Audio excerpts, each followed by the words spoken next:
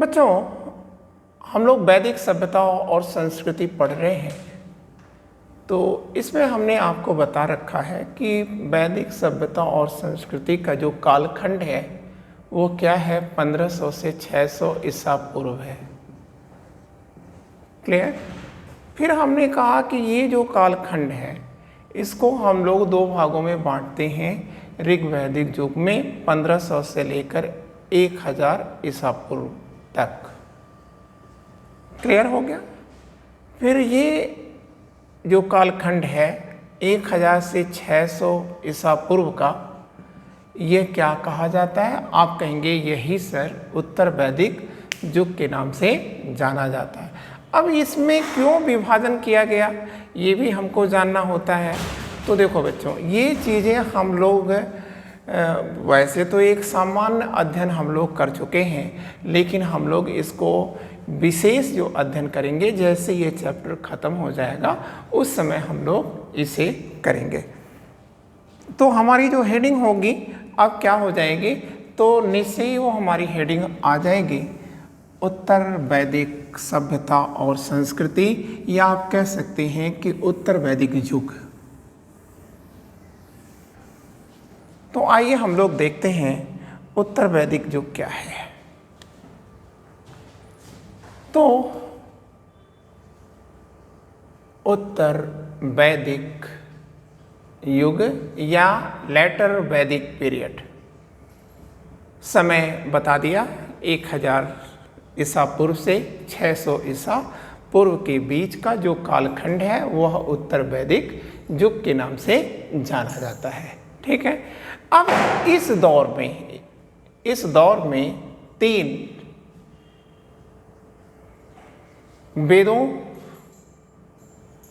वेदों और वैदिक संहिताओं की रचना हुई थी। मतलब 3 वेद कौन कौन है? आप कहोगे कि सर सामवेद, यजुर्वेद और यजुर्वेद भी लिख सकते हैं, और अथर्ववेद। क्लियर। अब बात आती है कि वैदिक संहिताएं क्या हैं, तो आप कहोगे कि सर समस्त ब्राह्मण साहित्य, समस्त उपनिषद, समस्त आर्यक, और फिर आप कहोगे कि सर वेदांग। ठीक है ना। ये सभी वैदिक संहिताएं, ये सब किस युग का प्रतिनिधित्व करती हैं? आप कहेंगे कि सर ये उत्तर वैदिक युग का प्रतिनिधित्व करती हैं। और अब आप याद रखेंगे कि उत्तर वैदिक युग की जो संहिताएं हैं उसमें इस देश को 3 नाम दिए गए हैं। एक नाम है आर्यावर्त का, दूसरा नाम है मध्य देश, और तीसरा नाम है दक्षिणापथ। क्लियर। तो आर्यावर्त, मध्य देश और दक्षिणापथ, ये 3 नाम दिए गए हैं। अब हमको जो अपना अध्ययन करना है, शुरू करना है, वो है उत्तर वैदिक सामाजिक जीवन से हमें इनके बारे में पढ़ना है। तो आपका हेडिंग हो गई उत्तर वैदिक युगीन सामाजिक स्थिति।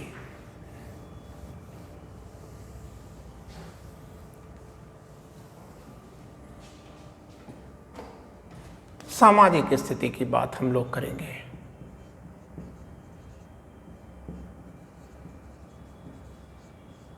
तो यहाँ मैं इस टॉपिक को शुरू करने से पहले बताना चाहूँगा कि जो सामाजिक स्थिति है यह मुख्यतः किस पर निर्भर करती है। किसी व्यक्ति की जो सोशल कंडीशन होती है वह प्रायः, ऐसा तो नहीं है कि एक ही आधार होता है, लेकिन आप याद रखिएगा कि अर्थव्यवस्था पर निर्भर करती है।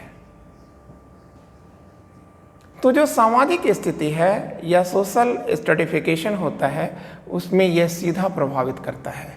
तो आप ये देखो कि जो उत्तर वैदिक युग की अर्थव्यवस्था है यह अब मजबूत हो गई है, बदल चुकी है। क्यों बदल चुकी है? क्योंकि उत्तर वैदिक युग में ही लोहे का प्रयोग हो चुका है। जब लोहे का प्रयोग होगा तो इससे अर्थव्यवस्था लोगों की बदलेगी। जब लोगों की अर्थव्यवस्था बदलेगी तो लोगों का सामाजिक जीवन भी बदलेगा। कैसे बदलेगा वो तो हम लोग आर्थिक स्थिति में पढ़ेंगे, जब हम लोग उत्तर वैदिक युग की आर्थिक स्थिति पढ़ रहे होंगे, मतलब दूसरे क्लास के अंदर। ठीक है, हम लोग यहाँ आ जाएंगे या तीसरे क्लास में आ जाएंगे। तो अब हमको ये जानना है कि क्या बड़ा परिवर्तन आ रहा है उत्तर वैदिक सामाजिक जीवन में। तो देखिए यहाँ पर एक बड़ा परिवर्तन हो गया। यहाँ वर्ण में कौन आ गए? ब्राह्मण आ गया। ऋग्वैदिक युग में आपने क्या पढ़ा था कि वहाँ पर ब्रह्म था। आप कहेंगे लेकिन 10वें मंडल में तो बताया गया था, 10वां मंडल बाद की रचना है। तो ब्राह्मण है, क्षत्रिय आ गया, वैश्य आ गया और शूद्र आ गया। अब इनका निर्माण कैसे हो रहा है? आप कहेंगे सर ये जन्म से होने लगा। अब इसमें परिवर्तन संभव नहीं था, जबकि ऋग्वैदिक युग में क्या था, इसमें परिवर्तन किया जा सकता था। हो गया इतनी बातें। अब दूसरी बात हमको याद रखना है, वर्ण के साथ एक नया कॉन्सेप्ट आ गया और वो है गोत्र का कॉन्सेप्ट। तो गोत्र का कॉन्सेप्ट कब विकसित होता है? आप कहोगे कि सर उत्तर वैदिक युग में गोत्र का कॉन्सेप्ट आता है। और गोत्र की उत्पत्ति कैसे होती है और क्यों होती है? देखिए, गोत्र की उत्पत्ति होती है गौशाला से। गौशाला से गोत्र की उत्पत्ति होती है और इसमें आप याद रखेंगे समान गोत्र के लोग आपस में क्या होते हैं? भाई बहन होते हैं। क्लियर? अब इसका विकास क्यों किया गया? गोत्र का विकास क्यों किया गया, ये भी प्रश्न आता है। तो देखिए, उस समय गुरुकुल थे, तो गुरुकुल में कौन रहता था? गुरु रहता था, मतलब ऋषि या टीचर रहता है। अब यह गुरु के घर ही, गुरु का घर ही, ये क्या है? यही गुरुकुल है। समझ गए? अब जब गुरु का घर ही गुरुकुल है तो आप याद रखिएगा इसमें कौन रहता है? तो आप कहोगे सर गुरु का परिवार तो रहता है ना। तो ये जो परिवार है इसमें तो इनका बेटा भी होगा, इनकी बेटी भी होगी, और इसी में घर के में ही या घर के आंगन में ही या उसकी बाउंड्री में ही, उसके इर्द गिर्द में ही उनके शिष्य भी रहेंगे और शिष्याएं भी रहेंगी। क्लियर? तो अब आप एक चीज याद रखिएगा कि इसमें किसी प्रकार का इलीगल अफेयर डेवलप ना हो पाए, इसलिए इन्होंने क्या किया कि गोत्र का कॉन्सेप्ट रखा। तो गोत्र का जो निर्धारण होता है वो ऋषियों के परिवार से और उसके शिष्य और शिष्याओं से होता है। ये सभी आपस में क्या है? ये बेटा और बेटी आपस में भाई बहन है और ये भी आपस में भाई बहन है। मतलब ये सभी आपस में भाई बहन का कॉन्सेप्ट देकर के इन्होंने क्या किया? एक विकृति को जो भविष्य में हो सकती थी उस विकृति को, ठीक है, इन्होंने रोक लिया है। और फिर इन्होंने कहा कि समान गोत्र में विवाह नहीं हो सकता, यौन संबंध स्थापित नहीं हो सकता। आपने एक तो ये चीज जान लिया कि एक बड़ा परिवर्तन ये हुआ। अब तीसरा जो परिवर्तन आएगा वो है आश्रम का कॉन्सेप्ट आएगा। ठीक है, तो आइए देखते हैं कि यहाँ आश्रम क्या आ रहा है। समाज में आश्रम व्यवस्था आ गई। तो आश्रम का उल्लेख हमने आपको बताया था कि कहाँ होता है? जाबलो उपनिषद में होता है। गोत्र का कहाँ होता है? यजुर्वेद में होता है। ठीक है, तो ये जो आश्रम है इसका मतलब क्या है? आ मतलब आ प्लस श्रम। ठीक है, आइए श्रम करें या आइए प्रशिक्षण लें। क्लियर? तो ये कैसा प्रशिक्षण है? जीवन को बेहतर तरीके से जीने का जो प्रशिक्षण है उसी को आश्रम कहा जाता है। और आश्रम के अनुसार व्यक्ति की आयु क्या होती है? 100 वर्ष मान ली गई है, एज्यूम कर लिया गया कि 100 वर्ष होती ही होती है। तो ये जो 100 वर्ष है उस समय लोगों को इतना ज़्यादा प्रॉब्लम तो थी नहीं जैसे आज होता है। फिजिकली भी आदमी टायर्ड है, मेंटली भी टायर्ड है, तो जब टायर्ड है तो उसकी डेथ भी होती है, पहले हो जाती है। तो आजकल क्या है, तो आप देख रहे हैं कि आयु की प्रत्याशा ये अनवरत गिर रही है। लेकिन उस ज़माने में लोग 100-100 साल, 150-150 साल तक जिंदा रहा करते थे। तो इन्होंने व्यक्ति की आयु 100 साल रखी और इसे इन्होंने 4 भागों में बांट दिया। एक था ब्रह्मचर्य आश्रम, दूसरा था गृहस्थ आश्रम, और तीसरा जो आश्रम था वो था वानप्रस्थ आश्रम। थोड़ा कल्चर चला गया मैटर आपका। वानप्रस्थ और ये है संन्यास आश्रम। तो जो ब्रह्मचर्य है ये 25 साल का हो गया, ये गृहस्थ आश्रम भी 25 साल का हो गया, यहाँ पर भी 25, ये भी 25, अर्थात यह 100 साल हो गया। देखिए यह आपको पढ़ने और पढ़ाने का समय है। ये यहाँ पर विवाह करिए और अपना घर बसाइए, क्लियर। और यहीं पर त्रिवर्ग पूरा करना है आपको। त्रिवर्ग का मतलब क्या होता है, 3 कार्य को पूरा करना। वो 3 कार्य क्या है, धर्म, अर्थ और काम। इनको क्या कहते हैं, 3 पुरुषार्थ को करना होता है, ठीक है, इसलिए यह त्रिवर्ग है। अब गृहस्थ आश्रम के बाद व्यक्ति रिटायरमेंट की स्थिति में आ जाता है, तो उसी को कहते हैं वानप्रस्थ आश्रम। और वानप्रस्थ आश्रम के बाद भी अगर आपका जीवन बचता है तो आप संन्यास की तरफ जाएं, ठीक है। तो वानप्रस्थ आश्रम में जो व्यक्ति होता है वो समाज का क्या बन जाता है, एक सलाहकार बन जाता है। लेकिन जो संन्यास आश्रम है इसमें उसका किसी से कोई मतलब नहीं होता। यहीं पर आकर के, संन्यास आश्रम में ही आकर के व्यक्ति को यह एहसास हो जाता है कि अहम ब्रह्मास्मि, मतलब मैं ही ब्रह्म हूँ, मैं ही, मतलब उसके अंदर इस ईश्वर का वास वो खुद से ही महसूस करने लगता है। और अब जो हमारी अगली बात आएगी, एक नया चेंज आएगा कि यही वो दौर है जब 3 ऋणों का विधान कर दिया गया। इसके बारे में हमने बता रखा था कि जो तैतृय ब्राह्मण है उसके अंदर इसका उल्लेख किया गया था। जो 3 ऋण आए वो ऋण कौन कौन से थे, पितृ ऋण था, देव ऋण था और ऋषि ऋण था। इसकी भी हमने आपसे चर्चा कर रखा है। तो ये 3 ऋणों को चुकाना था व्यक्ति को, क्लियर। और अब 5 महायज्ञ का भी विधान कर दिया गया। 5 महायज्ञ मतलब गृहस्थ को, ठीक है, प्रतिदिन 5 महायज्ञ करना होता था। क्यों करना होता था, क्योंकि हर गृहस्थ प्रतिदिन 5 पाप करता था, इसलिए वह 5 महायज्ञ करता था। तो आप ये चीज़ ऋण हटा दो और यहाँ लिख दो यज्ञ, ये यज्ञ, ये यज्ञ, फिर इसके साथ 2 चीज़ और जोड़ दो, नृयज्ञ और अतिथि यज्ञ, ठीक है। नृयज्ञ का मतलब है क्या हुआ कि जो अन्य जीव हैं उनको संतुष्ट करना। जैसे अग्रासन निकाला जाता है, खाना खाने के समय लोग दूसरे जीवों को, पशु पक्षियों को खिलाने के लिए, संतुष्ट करने के लिए यह कार्य करते थे। अतिथि क्या है, अतिथि देवो भव, मतलब हमारे यहाँ जो मेहमान होता है वो जहाँ से प्यारा होता है का यह कॉन्सेप्ट था कि घर में जो भी अतिथि आए उसका सम्मान करना, ठीक है।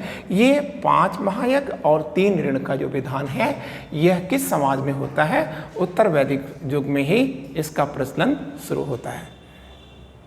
हाँ, अब एक चीज़ आता है कि जो इनके आवास आएंगे, ये आवास कैसे होंगे, तो आपको हमने शुरू में ही बता दिया कि यह सब कुछ अर्थव्यवस्था पर डिपेंड करता है।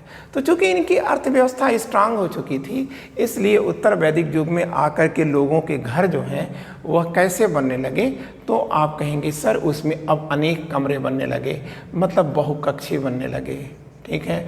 कहीं पर पाकशाला बन रही है, कहीं पर शयन का कक्ष बन रहा है, कहीं पर बैठका बन रहा है, मतलब सब कुछ जो है इन्होंने हाई फाई इनका शुरू हो गया। और अब एक चीज़ आपको और याद रखना है कि परिवार, परिवार कैसा है तो आप कहोगे कि सर ऋग्वेद जैसा ही है, संयुक्त परिवार की परंपरा यहाँ अभी भी बनी हुई है। लेकिन एक चीज़ और है कि परिवार का जो प्रमुख है कुलपा, इसके अधिकारों में वृद्धि हो रही है। जैसे यह अपने परिवार के सदस्यों का क्रय विक्रय कर सकता था। कोई एग्जाम्पल है यहाँ तो आप कहेंगे जी सर है। अजिगर्त नाम का एक कुलपा है जो अपने बेटे सुनह सेब को क्या करता है, यह बेचता है या बदलता है, किससे, गाय से बदल देता है, और यह जानते हुए कि सुनह सेब को ठीक है कुर्बानी दी जाएगी, मतलब उसकी हत्या की जाएगी। तो ऐसी स्थितियों में यह आपने जाना। एक और एग्जाम्पल आता है, ऐतरेय ब्राह्मण में आता है कि विश्वामित्र ने अपने बच्चों को ठीक है क्या कर दिया था, अपने घर से अपनी संपत्ति से बहिष्कृत कर दिया था। फिर हमने कल या पिछले क्लास में आपको ये बता रखा था कि देखिए यही जो बच्चे हैं भटकते हुए यह आंध्र प्रदेश में पहुंचते हैं, और आंध्र प्रदेश में पहुंच करके इन्होंने क्या विकसित किया था, तो ये भी हमने आपको बता रखा था कि इन्होंने सातवाहन साम्राज्य की स्थापना किया था या आंध्र राज्य की स्थापना किया था। अब हम लोग देखते हैं कि जो ऋग्वैदिक समाज है उसकी वर्णवादी शिक्षा क्या है, मतलब यहाँ पर जो शिक्षा आएगी वह वर्णवादी शिक्षा होगी। ठीक है, मतलब द्विजों को ही शिक्षा पाने का अधिकार था। तो द्विज कौन हुआ, तो आप कहेंगे द्विजों में तीन आते हैं, ब्राह्मण, क्षत्रिय और वैश्य। ठीक है, इन्हीं को ही शिक्षा पाने का अधिकार था। शूद्र को बेचारा बना दिया गया और शूद्र को अंत्यज कह करके उसे शिक्षा से दूर कर दिया गया। ठीक है, और आप ये भी याद रखिएगा कि इसी समय सिलेबस जो शिक्षा का पाठ्यक्रम आएगा इसमें आरक्षण भी आ जाता है। तो आप समझ रहे हैं ये बहुत ही विवादास्पद नाम आ गया, आरक्षण। तो आरक्षण का कॉन्सेप्ट आप देख लीजिए कहाँ से आ रहा है। तो अगर हम आरक्षण की बात करें तो यहाँ पर देखिए ऋग्वैदिक जो समाज की शिक्षा व्यवस्था है उसमें आप कर सकते हैं पाठ्यक्रम में आरक्षण। तो जो पहला आरक्षण है जरा ये देखिए आप कैसे कैसे हो रहा है। ठीक है, तो आप कहेंगे कि सर यहाँ पर जो आरक्षण हो रहा है उसमें देखिए ब्राह्मण ही साहित्य का अध्ययन करेगा, मतलब दूसरे को साहित्य पढ़ने का अधिकार नहीं है, यज्ञ करने का अधिकार दूसरे को नहीं है। ब्राह्मण ही साहित्य का अध्ययन करेगा और क्षत्रिय क्या करेगा, तो आप कहेंगे ये बस चौकीदारी का काम, मतलब मारो और मरो का पढ़ाई वो करेगा। और वैश्य क्या करेगा, तो आप कहेंगे उत्पादन और अंगणित इत्यादि को पढ़ देगा। लेकिन जो शूद्र है इस शूद्र को पढ़ने का अधिकार नहीं था और अब वो क्या करेगा, केवल सेवा का ही कार्य करेगा। तो इस प्रकार से आपने देखा कि पाठ्यक्रम में आरक्षण आ गया और वर्णों को इस प्रकार से शिक्षा दी गई और शूद्र इससे वंचित हो गया। मतलब हजारों साल पहले ही शूद्रों को शिक्षा से वंचित कर दिया गया। अब एक प्रश्न यहाँ और आ जाता है कि यहाँ पर ब्राह्मणों का महिमा मंडन भी होगा। भाई जब साहित्य पढ़ रहा है तो महिमा मंडन किसका होगा, तो जाहिर सी बात है कि ब्राह्मण का होगा। तो आप कहेंगे ब्राह्मणों का महिमा मंडन। तो अगर ब्राह्मणों के महिमा मंडन की बात की जाए तो आप कहेंगे अथर्ववेद में लिख दिया गया, क्या लिख दिया गया, अतिथि देवो भव, अतिथि देवो भव। और सबसे बड़ा अतिथि क्या है, ब्राह्मण है। तो अतिथि जो है वो देव होता है। दूसरी बात इन्होंने क्या कह दिया कि ब्रह्म हत्या महापाप है, मतलब अगर ब्राह्मण को मारने की कोशिश किया तो यह बहुत बड़ा पाप हो जाएगा। और एक चीज उन्होंने कह दिया कि ब्राह्मण कभी पाप नहीं करता, ब्राह्मण कभी पाप नहीं करता और इसलिए ब्राह्मण क्या है, अदंडनीय है, मतलब उसे दंड नहीं दिया जा सकता। क्लियर। और बच्चों एक चीज आप याद रखिएगा, इसी समय 3 प्रकार के शिक्षा केंद्र बन गए। एक को कहा गया गुरुकुल,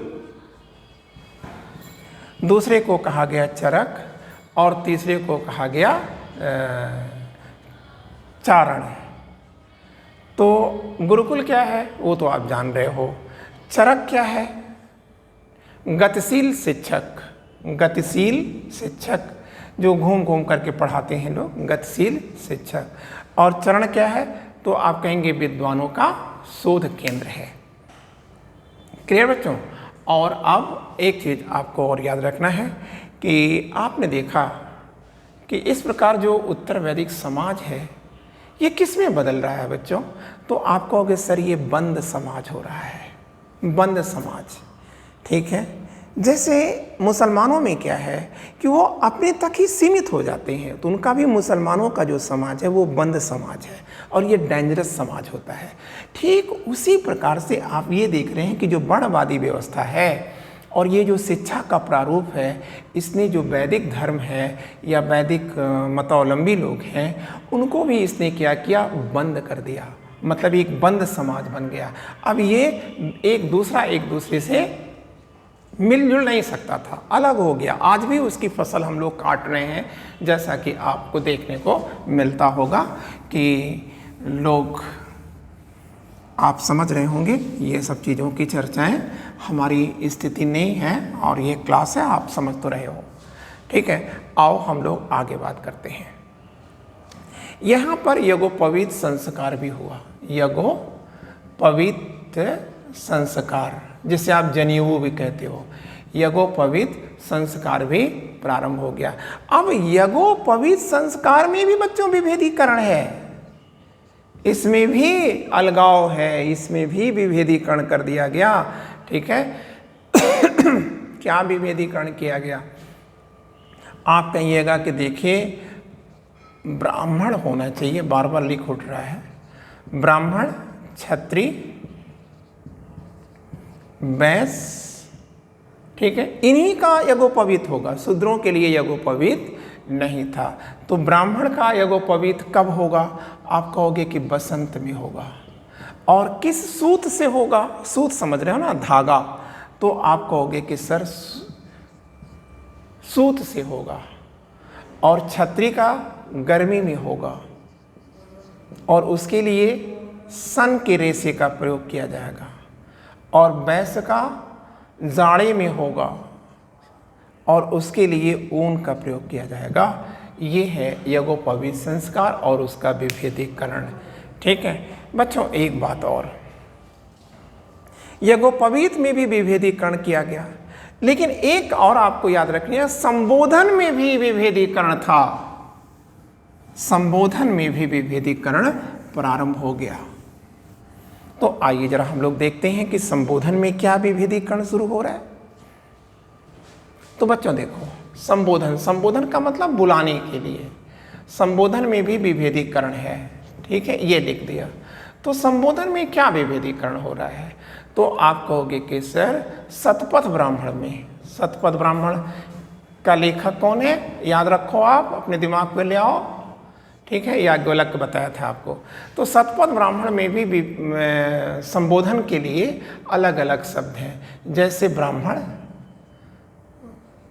क्षत्रिय, चलो लिख लेना, वैश्य और ये है शूद्र। तो ब्राह्मण के लिए क्या शब्द का प्रयोग किया जाता था बुलाने के लिए, ए ही, मतलब आइए। और क्षत्रिय के लिए आगहि, आगहि। और ये इसका क्या मतलब होगा, आओ, आओ। और वैश्य के लिए आद्रव, आद्रव मतलब तेज चल कर आओ, तेज चल कर आओ। यहाँ क्या है, आइए, यहाँ आओ, यहाँ आया, तेज चलकर आओ। और शूद्रों के लिए आ धाव, दौड़ कर आओ। ऐसे शब्दों का प्रयोग किया गया, मतलब यह अंतर है। अब इसका विभेदीकरण का परिणाम क्या होगा? जाहिर सी बात है कि जब भी विभेदीकरण होता है दुनिया में, चाहे जिस क्षेत्र में भी विभेदीकरण होगा, मतलब असमानता आएगी, लोगों के साथ ऐसा अंतर आएगा, तो संघर्ष तो होगा ही होगा। और अब आप कह देंगे इसी विभेदीकरण का परिणाम ये था कि श्रेष्ठता के लिए संघर्ष शुरू हुए, मतलब श्रेष्ठता का संघर्ष। श्रेष्ठता का संघर्ष भी उत्तर वैदिक युग में प्रारंभ हो रहा है। तो बच्चों, ये श्रेष्ठता का संघर्ष किस में प्रारंभ हो रहा है? आप कहोगे सर ब्राह्मण में और क्षत्रियों में ये शुरुआत हो चुकी थी, और हमने बताया था बहुत पहले ही, आपको ऋग्वैदिक युग में बता दिया था कि ऋग्वैदिक युग में ब्राह्मण कन्या देवयानी जब क्षत्रिय राजा ययाति से विवाह करती है, तो उस समय ब्राह्मणों ने देवयानी का विरोध किया था और देवयानी ने इसे चुनौती दिया था, और फिर वहीं पर एक संघर्ष आ गया था। और फिर हमने कहा था यदुओं और यादवों की उत्पत्ति कैसे होती है, ये सब भी हमने आपको बता दिया था, और वो आज भी आपको देखने को मिलता है। तो आप याद रखेंगे कि सबसे पहले इसकी शुरुआत होती है ब्राह्मण और क्षत्रियों में। तो ऐसी स्थिति में बृहदारण्यक उपनिषद का नाम आप याद रखिएगा, बृहदारण्यक उपनिषद को याद रखिएगा, शतपथ ब्राह्मण को याद रखिएगा, और एक है काठक या कठ कर लीजिए, कठ उपनिषद। ये जो तीनों हैं, इनमें क्या किया गया है? एक शब्द से कहा गया है कि क्षत्रिय जो है यह ब्राह्मणों से श्रेष्ठ है, और इस प्रकार से इन्होंने क्या किया? ब्राह्मण क्षत्रिय संघर्ष को उत्पन्न कर दिया, और इसको लेकर के ठीक है कौन आएगा? बुद्ध और महावीर स्वामी जैसे क्षत्रियों का उदय होगा, और फिर वो कर्मवाद और कर्मकांड का जंग भी शुरू होगा, जिसे हम लोग कहाँ पढ़ेंगे? उत्तर वैदिक युग के धर्म में पढ़ेंगे। और अब एक हमारे सामने और हेडिंग आती है, और वो है विवाह। तो विवाह में बहुत कुछ नहीं करना आपको। विवाह में परिचित तो आप याद रखिएगा, बाल विवाह नहीं है, बाल विवाह नहीं है। फिर अगर आपसे पूछा जाए नियोग प्रथा, तो आप कहेंगे सर इसका विस्तार हो गया। नियोग प्रथा आप जानती हैं, ठीक है। नि मतलब निश्चित, निश्चित मतलब शर्त, और योग मतलब यौन संबंध, तो आप कहेंगे सशर्त यौन संबंध है, यह है नियोग। तो यहाँ पर शर्त क्या आ गई? 3 बच्चे पैदा होने तक नियोग संबंध स्थापित किया जा सकता है। वहाँ पर क्या था ऋग्वैदिक युग में? 1 पुत्र पाने तक। अब एक चीज और आपको याद रखना है, नियोग प्रथा के साथ पर्दा प्रथा थी? नहीं सर। सती प्रथा थी? नहीं, ठीक है। तो इस प्रकार से ये सब चीज़ें यहाँ पर नहीं है। हाँ, लोग एक पत्नी प्रथा ही थी, लेकिन खुद शतपथ ब्राह्मण के लेखक, शतपथ ब्राह्मण का लेखक कौन है? याज्ञवल्क। और याज्ञवल्क ने क्या किया था? 2 विवाह किया था। इनकी एक पत्नी कौन है? मैत्रेयणी है, और दूसरी पत्नी कात्यायनी है। क्लियर? लेकिन अमूमन विवाह कैसा था? तो आप कहेंगे सर यह एक पत्नी का ही कॉन्सेप्ट था। और जो अंतरजातीय विवाह था, तो आप कहेंगे सर ये बुरा माना जाता था। वैसे अनुलोम विवाह को बुरा नहीं माना जाता था। अब स्त्री स्थिति क्या है? तो आप कहेंगे सर स्त्री स्थिति।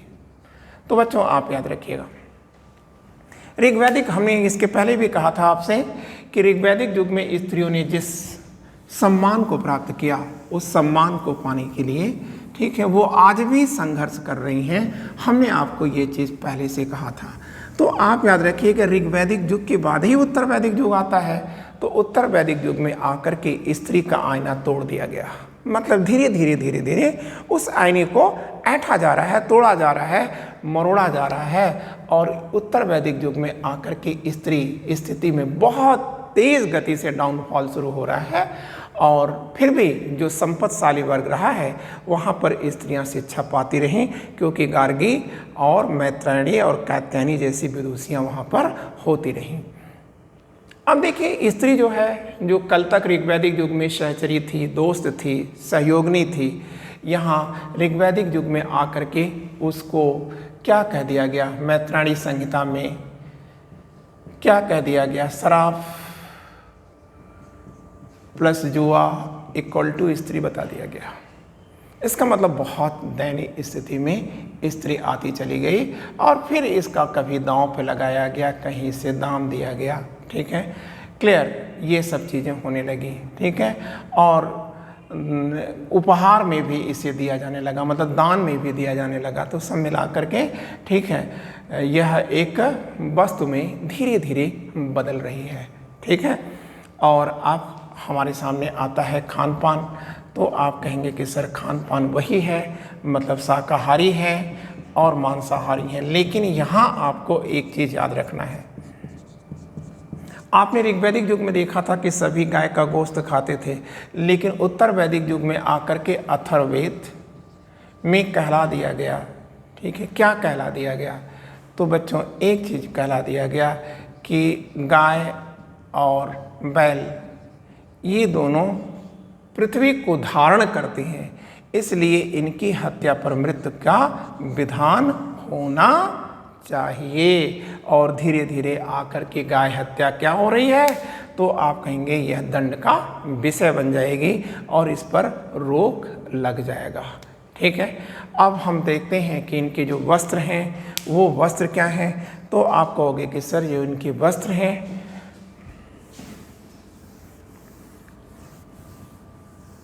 उसको भी देखते हैं हम लोग। तो कह देंगे कि जो इनके वस्त्र हैं वही है ऋग्वैदिक युग के जो वस्त्र हैं, मतलब वाश है, अधिवास है और नीवी है।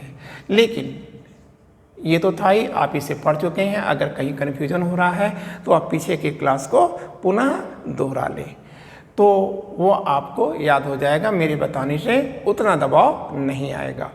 तो अब लेकिन ये देखिए शतपथ ब्राह्मण, शतपथ ब्राह्मण में ठीक है स्त्री पुरुष के वस्त्रों में अंतर स्थापित किया जा रहा है।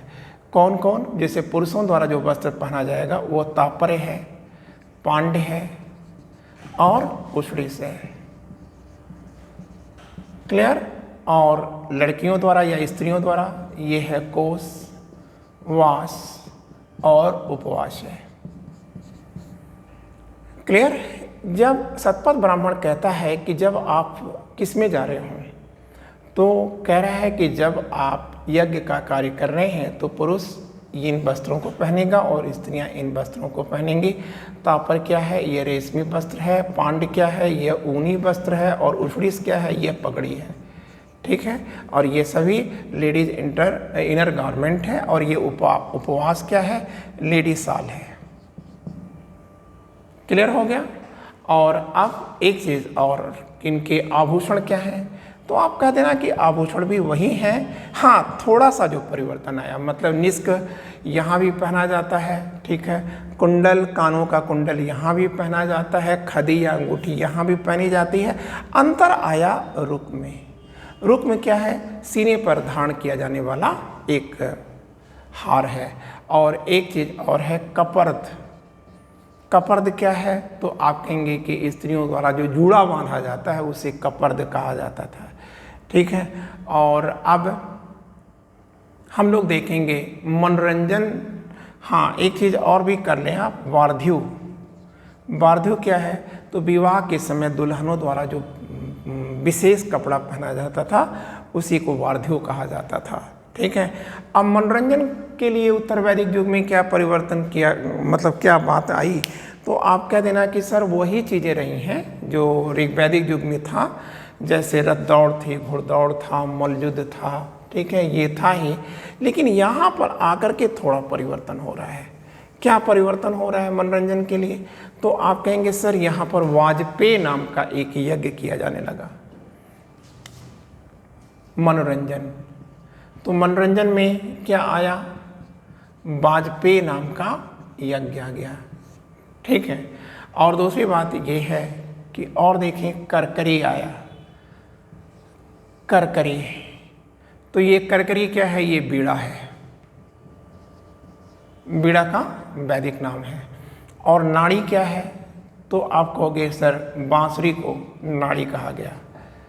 और एक और आता है और वो क्या है, द्वंद्वाब। द्वंद्वाब, ये द्वंद्वाब क्या है, ये ढोल है। और एक और आता है और वो है समन।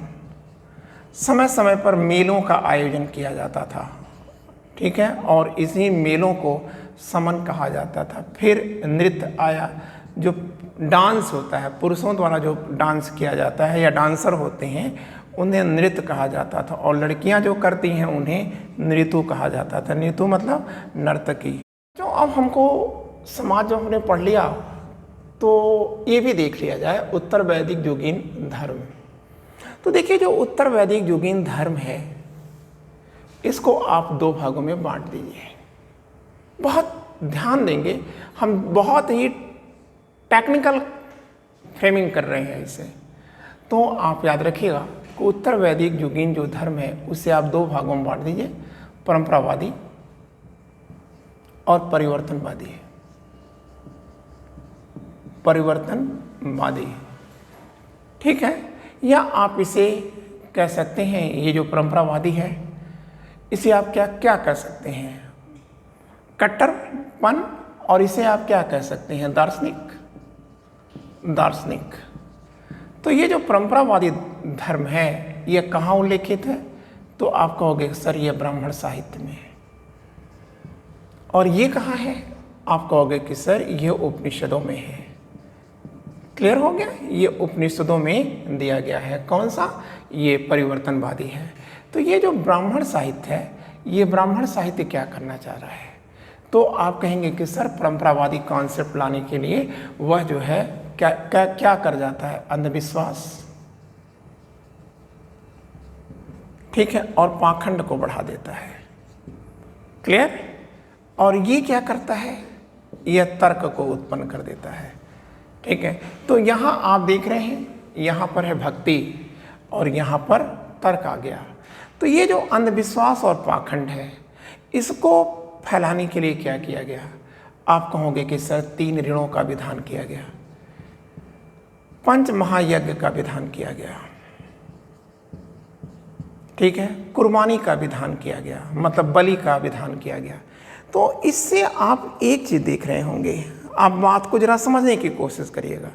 इससे क्या आएगा, 3 ऋण आप अगर चुकाना चाहते हैं तो आप क्या करेंगे, यज्ञ करेंगे ना, विवाह करेंगे तो विवाह का कार्यक्रम होगा कि नहीं होगा, ठीक है, पितृयज्ञ करेंगे तो भी दान देंगे कि नहीं देंगे। इस प्रकार से जो दान है, दक्षिणा है, ये खींच करके कहाँ आने लगी, ठीक है, आप कह देंगे ये खींच करके ब्राह्मणों के पास जाने लगी या पुरोहितों के पास ये जाने लगी, ठीक है। और आप बच्चों याद रखना, इसी समय दक्षिणा का कॉन्सेप्ट भी आ जाता है। अब ये दक्षिणा क्या है, आप कहेंगे पुरोहित के दक्षिण में रखी हुई समस्त वस्तुएं उसकी होती हैं। क्लियर। तो इसी प्रकार से देखिए ये 5 महायज्ञ से भी, ठीक है, क्या आएगा ब्राह्मणों के लिए, ठीक है, ये सब चीज़ें आने लगा। तो आप एक चीज़ ज़रा सोचो, इसका मतलब जो मनी है, पैसा है या बचत है, ठीक है, ये बचत जो है ये कहाँ चली जा रही है, ये बचत ड्रैग करके कहाँ चली गई, आप कहेंगे ब्राह्मणों के पास चली गई। अब क्षत्रियों को क्या मिला, जो शासक वर्ग है, जो युद्ध कर रहा है, इसे क्या मिला, तो आप कहोगे कि सर इसे कुछ नहीं मिला, बहुत मुश्किल हो गया। तो इसने क्या किया कि ब्राह्मणों के इस धंधे को, मतलब आप कह सकते हैं ये जो उपक्रम है ब्राह्मणों का, इसको समाप्त करने के लिए उन्होंने उपनिषदों की रचना कराई। और ये उपनिषदों की रचना उन्होंने खुद किया है या अपने समर्थित ब्राह्मणों के माध्यम से इसे कराया है, ठीक है बच्चों। और उसका परिणाम क्या आएगा कि समाज में इसी प्रकार की सोच को लेकर के एक जंग आएगा। अब इस जंग के मूल में जो रीजन है वह क्या है, अर्थव्यवस्था है। जो उत्तर वैदिक युगीन आप धर्म देख रहे हैं, उस उत्तर वैदिक युगीन जो धर्म है उसके केंद्र में है अर्थव्यवस्था और पशु हत्या, ठीक है। अब देखिए जैसे वो लोग करते क्या थे कि पशुओं की कुर्बानी करा देते थे, तो जब पशुओं की कुर्बानी करा देते थे तो लोगों के पास पशु नहीं होते थे। क्लियर? और इस प्रकार से उन लोगों में क्या बढ़ेगा, एक आक्रोश आएगा। और दूसरा जो परिवर्तन आया उत्तर वैदिक युग के धर्म में, आप कहेंगे वेदों के लिए इन्होंने क्या कर दिया, विशेषज्ञ ला दिया, विशेषज्ञ ला दिया। अब हम आपको थोड़ा हाईलाइट कर दे रहे हैं बेटा। आप याद रखिएगा कि इसी समय होत्रा ये किसका विशेषज्ञ था, तो आपको कहोगे सर ये ऋग्वेद का विशेषज्ञ है। फिर इसी समय उद्गाता ये सामवेद का विशेषज्ञ बना दिया गया है। इसी समय अध्युवर्य ये यजुर्वेद का विशेषज्ञ बनकर आया, समस्त कर्मकांड यही करता था। और इसके बाद एक विशेषज्ञ और आ गया, और वह विशेषज्ञ कौन था, ब्रह्म था। ठीक है, तो यह ऋग्वेद, यह सामवेद, यह यजुर्वेद का था, और यह समस्त वेदों का ज्ञाता था कौन, ब्रह्म। ये सबका निरीक्षण करने लगा। तो ये तो आपने देखा ही। एक चीज़ और यहाँ उत्तर वैदिक युगीन जो धर्म है उसमें परिवर्तन आ रहा है कि देखिए जो यज्ञ होते थे, तमाम प्रकार के यज्ञ होने लगे, बहुत सारे यज्ञ होने लगे। क्लियर? तो ये जो यज्ञ होंगे ये क्या है, ये मतलब यज्ञ को किससे जोड़ दिया गया, आपकी भौतिकता से। अगर आप भी भौतिकता पाना चाहते हैं, अपने दुखों का अंत करना चाहते हैं, तो आपको ये यज्ञ करना होगा। ये सब कॉन्सेप्ट आ गया। लेकिन जरा एक चीज़ देखिए, जो यज्ञ है इसमें क्या कमियां बनकर आई। देखिए इस समय जो यज्ञ आए ये क्या हुआ, व्यय साध्य हो गया, बहुत लंबे लंबे समय तक चलता था, और खर्चीला होने लगा और समय साध्य होने लगा, मतलब बहुत इसमें समय लगने लगा। तो आप याद रखिएगा, जब व्यय साध्य है तो इसे गरीब आदमी नहीं कर सकता था। कहाँ से करेगा गरीब आदमी, इतना पैसा कहाँ है। और समय साध्य है, वो भी गरीब आदमी कहाँ से कर लेगा। तो ऐसी स्थिति में जो गरीब है, जब वह कुछ भी कर ही नहीं सकता, किसी सुख को पाने की कल्पना ही नहीं कर सकता यज्ञ से, तो वह ऐसे धर्म में विश्वास क्यों करेगा। तो आप याद रखिएगा, यज्ञों को व्यय साध्य करके, समय साध्य करके, इसे आम आदमी या गरीब व्यक्ति के हाथों से या पहुंच से दूर कर दिया गया। फिर क्या होगा, गरीब आदमी यह कहाँ जाएगा, धर्म से दूर हो गया। और उसके दूर होने का कारण क्या था, उसके पशुओं की कुर्बानी। जब पशुओं की कुर्बानी होगी तो इससे कई निगेटिव्स आएंगे। एक तो मान लीजिए मेरे पास एक जोड़ी बैल है, हम यज्ञ के नाम पर एक बैल को कुर्बान करा दिया, फिर हमारे पास खेती करने के लिए कोई साधन नहीं बचेगा, फिर गोबर नहीं मिल पाएगा, मतलब खेती की प्रक्रियाएं सब कुछ बाधित हो जाएंगी। और बच्चों ऐसी ही परिस्थिति में, इन्हीं बुरी स्थितियों में एक बंदा उठकर आएगा, और वह क्या होगा, महावीर स्वामी और बुद्ध आएंगे, और इस प्रकार से अनिश्वरवाद आ जाएगा। क्लियर? अनिश्वरवादी कॉन्सेप्ट का उदय इसी से होगा, क्योंकि समाज टूट चुका था। और आपको उत्तर वैदिक जो धर्म है उसमें एक परिवर्तन और आ रहा है। वो क्या कि जो ऋग्वैदिक देवता थे, इंद्र, वरुण और अग्नि, ये अपना महत्व खो गए। इनका स्थान अब समाप्त हो रहा है, और इनके स्थान पर त्रिदेव आ गए। त्रिदेव मतलब ब्रह्मा, विष्णु और महेश आ गए। क्लियर? तो ये जो ब्रह्मा का है, इनका काम है सृजन करना, संचालन करना और संहार करना। संहार है तो इसका मतलब जनरेटर हो गया, ऑपरेटर हो गया, मतलब जी जनरेटर, ऑपरेटर, और ये डिस्ट्रक्टर, मतलब गॉड का कॉन्सेप्ट यहाँ आपने देख लिया, यह आ गया। जनरेटर, ऑपरेटर और डिस्ट्रक्टर, सृजन, संचालक और संहार का कॉन्सेप्ट आ गया। क्लियर होगी बातें? और इसी समय एक और बड़ा चेंजेज आएगा, और वो क्या आएगा, श्वेताश्वर उपनिषद लिखा जाएगा। श्वेताश्वर, बच्चों इसे याद रखना, श्वेताश्वर उपनिषद। वैसे हमने बहुत ही रोमांटिक तरीके से मैटर बताया है, आप सुन रहे होंगे तो याद हो जाएगा। श्वेताश्वर उपनिषद में क्या है, तो आप कहोगे कि सर श्वेताश्वर उपनिषद में ही भक्ति का पहला उल्लेख है और यहीं पर कहा गया है भक्ति, भजन और भगवान। ठीक है, तो आप देखो भक्ति और भजन के द्वारा भगवान को पाया जा सकता है। अब देखो ये जो भगवान है, भगवान का मतलब यहाँ पर वैष्णव धर्म का कॉन्सेप्ट भी आ गया, क्योंकि भगवान किससे आया, भगवत से ही भगवान की उत्पत्ति होती है। तो ये चीज़ आपने जाना कि श्वेताश्वर उपनिषद में ही भक्ति की बात की गई। और बच्चों यहीं पर सत्यम शिवम सुंदरम का भी संदेश दिया गया।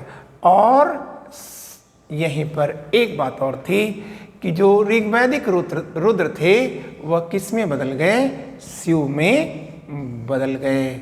ठीक है, और इस प्रकार से ठीक है आपको हमने यह मैटर भी ऋग्वैदिक युगीन धर्म को भी बखूबी समझा दिया है। ठीक है, और हमने अब जो हमारा जो टॉपिक बचता है वो क्या है, वह है उत्तर वैदिक युगीन राजनीतिक और आर्थिक स्थिति, और इसके बाद हम लोग वैदिक भूगोल पढ़ेंगे। Thank you, wishing all the luck.